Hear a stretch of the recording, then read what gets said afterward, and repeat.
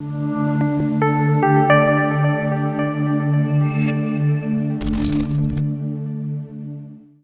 today we'll be talking about viral diseases or diseases caused by virus. Now, viral diseases have a lot in common. Most of them are contagious diseases, and we have various examples. So today we'll be talking about two diseases. We'll be talking about poliomyelitis and rabies. Now, poliomyelitis, which is also known as infantile paralysis, affects mainly children below the age of 5. We also call it polio for short. So it affects children mostly that are below the age of 5. Now, this poliomyelitis is caused by an organism called picorna virus, which is an RNA virus. So that's the causative organism of poliomyelitis. Now, the mode of transmission of poliomyelitis is transmitted mainly through food and water contaminated with feces, and can also be transmitted through droplet infection during the coughing and the sneezing of infected poliomyelitis patients. So that's where poliomyelitis is transmitted. It can be transmitted through food and water that has been contaminated by feces, and through droplet infection, that's by coughing and sneezing. So a healthy person could get the disease from an infected person's cough or when the person sneezes. So that's droplet infection. Now, the symptoms of this disease, the disease begins in an acute manner. The child, or since it's children we're talking about mostly, has a very high fever, then headache, nausea, then stiffness of the limbs. We're talking about the limbs, the hands and the legs, then stiffness of the limbs. So in severe cases, the virus attacks the nerve fibers of the spinal cord, and that can cause paralysis in the lower region and the muscles of the respiratory tract. So if this happens, if the respiratory tract is affected, the patient requires an iron lung to aid in breathing. So it can cause paralysis in the lower extremities, and it could affect the muscles of the respiratory tract. So these are the severe symptoms of poliomyelitis. So now the control and prevention of poliomyelitis, this disease can be prevented by immunization with polio vaccine. It is the most effective means of control. You could use Sabin vaccine, which is given orally, that's through the mouth, or Salk vaccine, which is injected into the body to provide lasting immunity. So most of the time, children take it when they are below the age of 5 to prevent them from ever having to contract that disease. So they take it at some particular period, maybe a regular interval, then they are immunized. Then the chances of recovery from this disease are actually good if this disease is detected and treated early.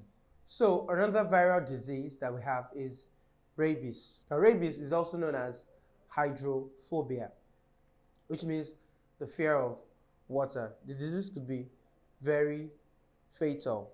Now, the causative organism of this disease is a rhabdovirus, which is an RNA virus. So rabies is caused by a rhabdovirus. Now, the mode of transmission of this disease is that the virus enters the body through breaks in the skin. So this is most commonly spread through bites of infected carnivores like cats, dogs, wolves, and bats. So if their saliva, when it gets into the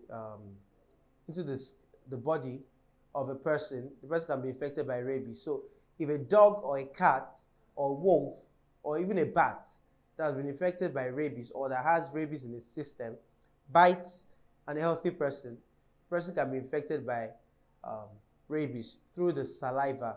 So the saliva of animals infected by rabies contains the virus that causes rabies.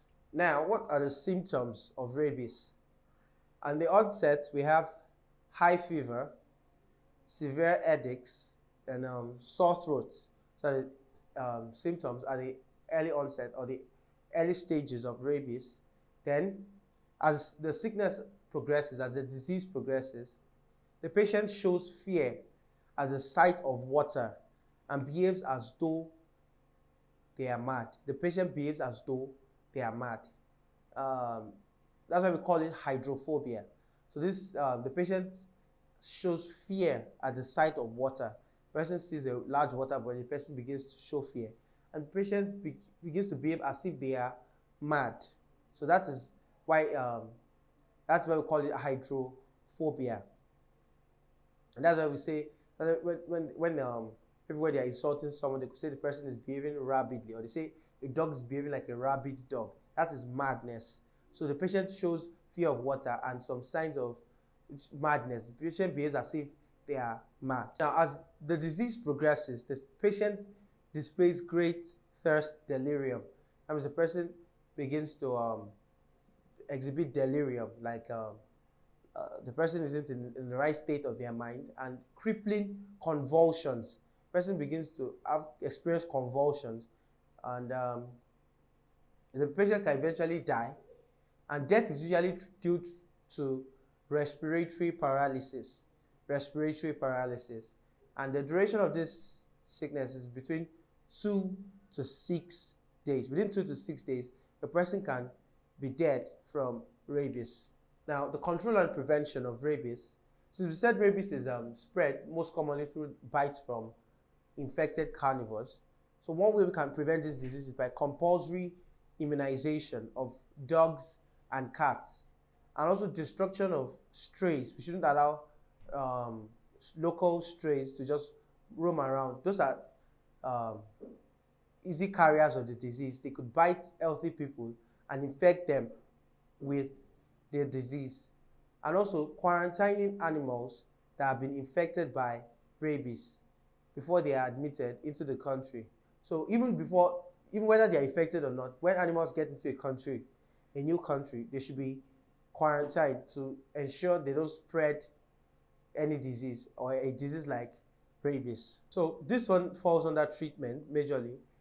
A way to prevent to control the disease is by administering anti-rabies vaccine serum to the victim. So when anti-rabies vaccine is administered to the victim, it has to be immediate once the sickness is detected in a person.